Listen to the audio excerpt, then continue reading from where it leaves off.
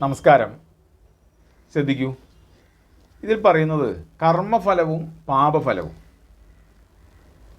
ശാരീരികവും മാനസികവുമായ പ്രവൃത്തിയാണ് കർമ്മം. അത് ചെയ്തു കഴിഞ്ഞാൽ ചെയ്യുന്നവൻ അതിൻ്റെ പൂർണ്ണ ഉത്തരവാദിയായി തീരും. അതിൻ്റെ ഫലമായി സുഖമോ ദുഃഖമോ അനുഭവിക്കേണ്ടി വരും. നല്ല പ്രവൃത്തികൾ ചെയ്യാനും ചെയ്യാതിരിക്കാനും സ്വാതന്ത്ര്യമുണ്ട്. ഇങ്ങനെ നമ്മുടെ ഇച്ഛാപൂർവം ചെയ്യുന്ന പ്രവൃത്തിയാണ് കർമ്മം. സത്കർമ്മം പുണ്യത്തെയും ദുഷ്കർമ്മം പാപത്തെയും മനസ്സിൽ രേഖപ്പെടുത്തും. നമ്മുടെ അന്ധകരണത്തിൽ നിരന്തരം രേഖപ്പെടുത്തുന്ന കർമ്മങ്ങളാണ് വാസനകളായി രൂപാന്തരം പ്രാപിക്കുന്നത്. വാസനകളാണെങ്കിലോ ഒരു നീണ്ട കയറ് പോലെ ജന്മങ്ങളിൽ നിന്ന് ജന്മങ്ങളിലേക്ക് നീണ്ടു കിടക്കും. ഈ പാശബന്ധങ്ങൾ നിമിത്തമാണ് ജനന മരണങ്ങൾ തുടർന്നു കൊണ്ടുപോകുന്നത്. വാസനകളെ ഇച്ഛാശക്തി കൊണ്ട് നിയന്ത്രിക്കാൻ നമുക്ക് കഴിയും. സൃഷ്ടി നിയമങ്ങൾ അനുസരിക്കുന്ന കർമ്മങ്ങൾ പുണ്യമാണ്.